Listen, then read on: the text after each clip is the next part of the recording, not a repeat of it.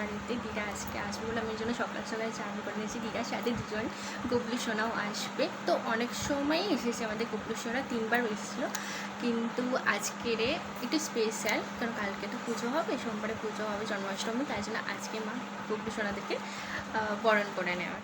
আরতি করার জন্য থালাটাও সাজিয়ে নিয়েছি।